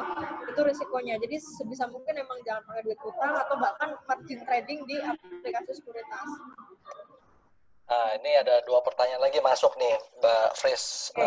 Ada 2, saya mungkin langsung aja ya. Satu dari ini soalnya ada beberapa yang nanya ya. Ada Randowit, ada Bu Irna, Pak Teguh. Ini nanya, sekuritas yang bagus tuh milihnya gimana? Dan yang kedua, ini surprising ini Pak Joko nih yang nanya nih. Dia nanya, kalau di awal masuk tier 3, ternyata harga sahamnya turun, nggak naik-naik lagi. Terbaiknya bagaimana? Apakah di cut loss? Dan cut loss-nya berapa persen? Agar supaya tidak nunggu kelamaan untuk bisa pindah beli ke tier 2 atau tier 1? Iya. Ya, kalau perusahaan sekuritas sejauh ini saya sih menyarankan kalau mau yang aman itu yang plat merah. Bukan, maksudnya anak perusahaan BUMN ya, misal kayak Mandiri Sekuritas, BRI Sekuritas, anak BUMN juga emang sebenarnya cuma itu doang sih. Kalaupun swasta itu teman-teman bisa milih yang MKBD-nya itu paling nggak berapa ya, MKBD-nya besar, karena kemarin-kemarin itu ada perusahaan sekuritas yang dia punya MKBD itu kecil banget dan akhirnya nggak dinyatakan lolos syarat yang dari OJK dan Bursa Efek Indonesia, akhirnya nggak dimasukkan lagi ke anggota bursa. Jadi sejauh ini saya menyarankan kalau emang mau cari sekuritas yang aman itu bisa cobain dulu sebagai pemula itu di sekuritas anaknya BUMN plat merah. Nanti selebihnya ya teman bisa bakal, saya pasti janji, maksudnya saya bisa janji teman-teman tuh pasti akan bereksplorasi sendiri ketika nanti udah terjun mau nyobain di sekuritas-sekuritas lain, itu nanti seiring berjalannya waktu bisa. Tapi kalau buat pemula, nggak, cobain aja dulu di anaknya BUMN. Oke, kalau Kalau yang yang tadi pertanyaan Mbak tadi yang Frida. tier ya, yang third liner ya, kalaupun udah beli third liner dari awal sebenarnya udah salah, ngapain beli third liner ya. Tapi kalau misal emang udah terlanjur beli terus turun ya, saran saya sih cut loss secepat mungkin. Gak harus peduli berapa persennya, nggak usah nunggu sampai 20% baru cut loss, tapi sebisa mungkin ketika udah sadar, aduh yang saya beli ternyata third liner, ya rugi 2%, 3%, 5%, udah cut loss aja, biar untuk floating loss-nya jadinya nggak kebanyakan. Dan bisa fokus untuk yang kedepannya ya, supaya Iya, tidak salah mending kita investasi ya. langsung switching aja ke saham-saham lapis 1. Oke, mungkin ini pertanyaan saya udah habis. Mungkin ada teman-teman yang mungkin mau bertanya, langsung aja nanya nih. Mumpung kita masih ada waktu. Masih ada waktu nggak ya panitia? Mbak Abi atau Pak Alvin? Masih bisa Pak, mungkin 2 pertanyaan terakhir kali. 2 pertanyaan terakhir ya. Ada yang mungkin mau nanya?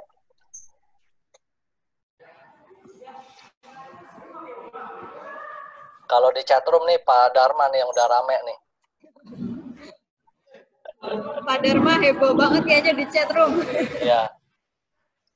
Iya Pak, mumpung marketnya terdiskon Pak Dharma, kapan lagi? Ini momentum yang saya aja udah tunggu-tunggu dari 10 tahun yang lalu Pak. Ya, mungkin kalau belum ada, mungkin saya juga sekalian nanya ya. Kalau ini pengalaman saya nggak tahu nih, ini kan karena juga sharing ya, Mbak. Ya. Pak Erik, ini aku ada titipan pertanyaan nih dari teman-teman TEM yang kebetulan lagi ngumpul. Oh iya, silakan. Pertanyaannya adalah, kalau dari pengalamannya Mbak Friska nih, kira-kira 10 perusahaan yang sering bagi dividen tuh apa aja sih Mbak? Nah, kalau ini sebenarnya nggak usah saya jawab pun, udah dijawab sama Bursa Efek Indonesia. Teman-teman tinggal masuk ke idx.co.id, nanti masuk ada indeks, pilih yang high dividen 30, itu bursa udah langsung memberikan 30 saham dengan perusahaan-perusahaan yang dia membagikan dividen terbanyak. Makanya dinamain IDX High Dividend 30. Nah, teman-teman bisa pilih di situ. Daftarnya apa aja, itu silakan download sendiri. Itu nggak usah saya kasih, juga udah langsung dikasih sama Bursa Efek Indonesia. Menjawab ya, Bi. Saya mungkin lanjut ya. Tadi kepotong. Mbak Friska, ini mungkin bertanya pendapat aja ya, karena saya terus terang, saya kebetulan sudah lama ya main ikutan berinvestasi di saham. Cuma bener nggak sih mindsetnya ini? Jadi kalau kayak saya ini berinvestasi, ya saya mikirnya bukan cuma masalah profit ya, karena ada hal-hal lain menurut saya yang bisa kita dapat dari berinvestasi di saham. Karena pada saat kita berinvestasi, kalau memang kita serius, itu kan kita otomatis juga mencari tahu lebih banyak, menganalisa lebih banyak, membaca berita ya. Dan itu sebetulnya kalau seorang profesional seperti kami ini, ya itu mungkin membantu kami juga untuk melatih bisnis sense kita ya. Bagaimana menurut Mbak Friska?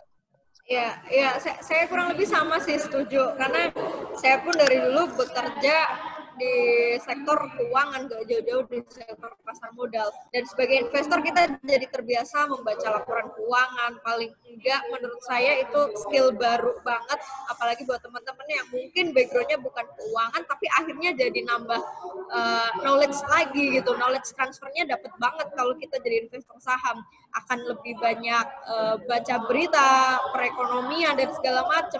Insting atau intuisi kita itu akan jadi semakin lebih terasah di situ. Jadi itu salah satu keuntungan juga sebagai investor saham di situ. Walaupun background dari apapun, akhirnya kita akan dituntut untuk open minded terhadap dunia-dunia finansial dan keuangan.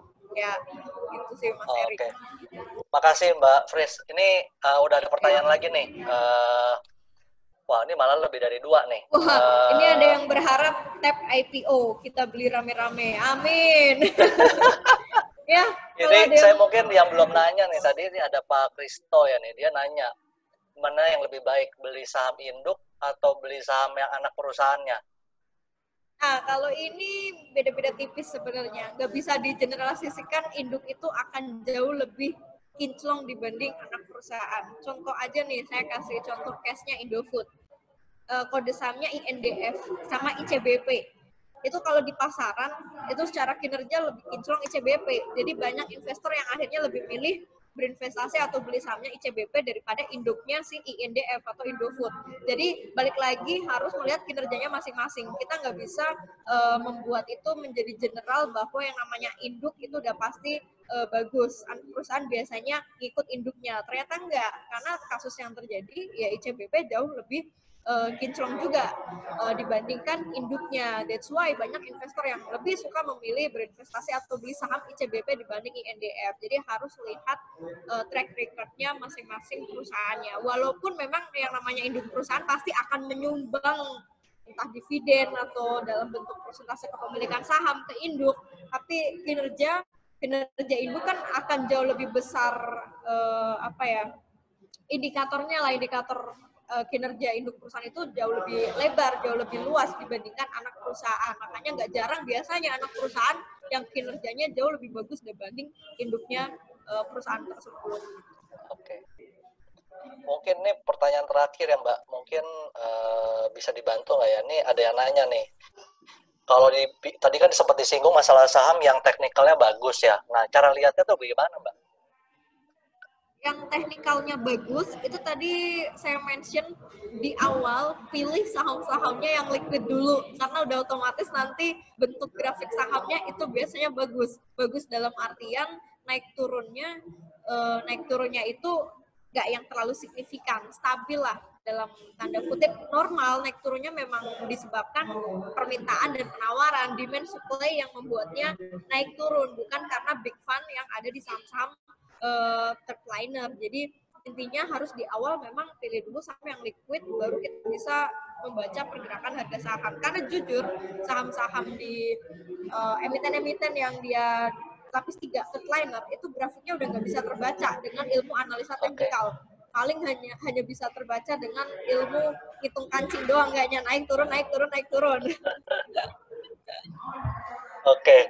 Rasanya mungkin cukup kali ya pertanyaannya ya. Sebelum sharing session di YouTube ini mungkin saya coba summary, dan habis itu ada sedikit games dari panitia. Ya terima kasih Mbak Friska sekali lagi atas sharingnya. Ya, sama-sama Mas Erik. Membuka mindset kita ya tentang investasi saham. Mungkin saya summary aja dulu sekilas. Tadi ya kita sempat singgung ya bahwa berinvestasi ini sangat penting ya untuk melindungi nilai uang kita dari inflasi. Dan nomor 2, Indonesia merupakan salah satu negara yang berpotensi besar untuk berkembang menjadi salah satu negara yang berpengaruh di ekonomi global, dan kita bisa mendapatkan ikut dalam peluang itu, ikut di bursa saham ya, dalam investasi di perusahaan-perusahaan yang ada di bursa saham.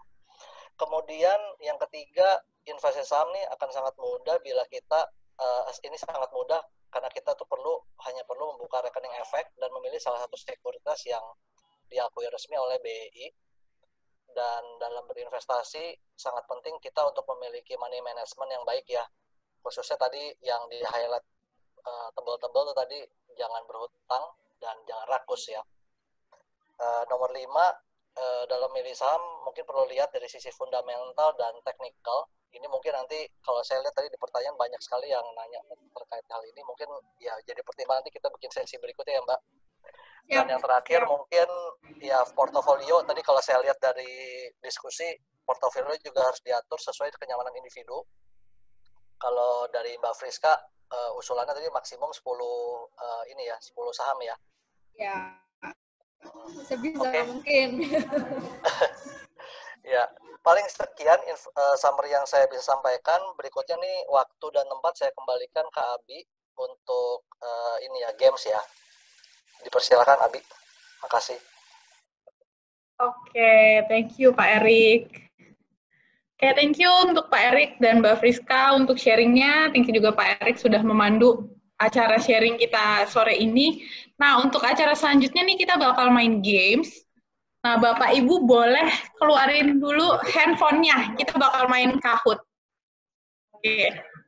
Kita keluarin dulu HP-nya, terus kita buka www.kahoot.it.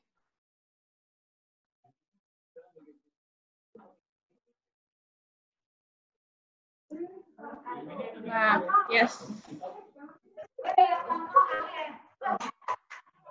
Oke.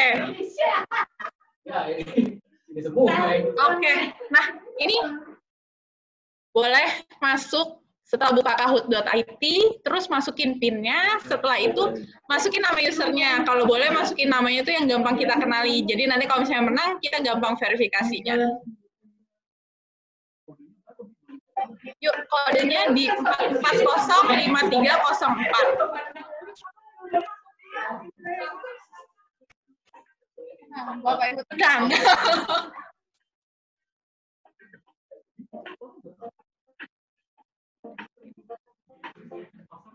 Udah, ini sharing. Di Mas Alex kelihatan? Oke.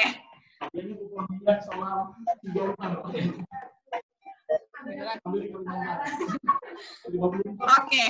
Nah, sambil kita nunggu pesertanya biar tambah banyak. Nah, sambil itu saya jelasin dulu cara mainnya. Jadi nanti begitu saya pencet start akan muncul pertanyaan. Nah, setiap pertanyaan itu punya 4 pilihan. Nah, teman-teman cara jawabnya, pilih satu jawaban yang paling benar sesuai dengan pilihan yang ada. Kemudian nanti di HP-nya teman-teman itu akan muncul tombol-tombol jawabannya. Nah, nanti teman-teman tinggal klik tombol jawabannya sesuai dengan pilihan jawaban yang menurut teman-teman benar. Sabar, Pak. Maaf ya, di sini lagi rame-rame, jadi banyak intervensi dari belakang. Ini ada hadiahnya ya, Kak Abi ya? Oke. Ini udah semua.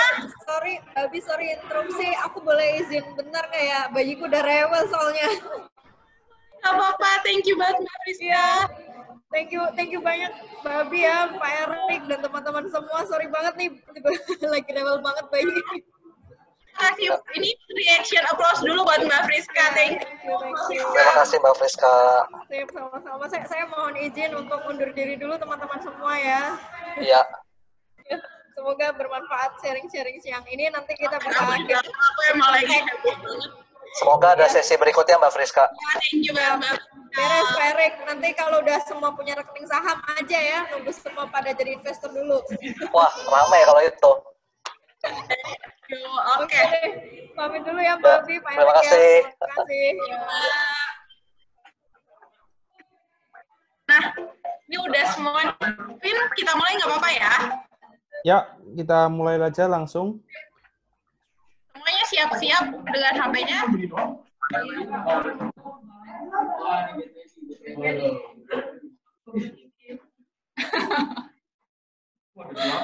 Oke, pertanyaan pertama, landasan hukum dan peraturan pasar modal di Indonesia, kecuali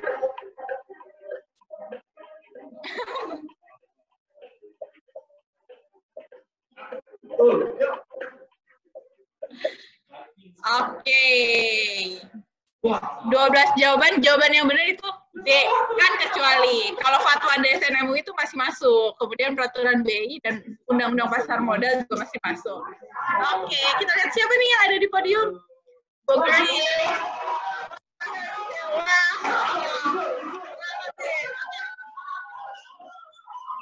Wah, ramai banget di belakang nih.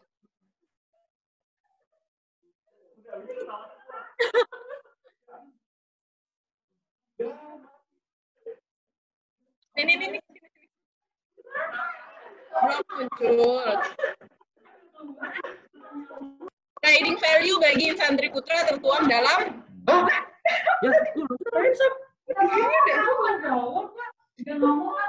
ya, 2 orang yang jawab benar, jawabannya adalah di janji infanteri putra. Siap-siap ya. Bukan karena lagi nge-lag ya, Bi. Kok cuma 2 orang doang nih yang jawab?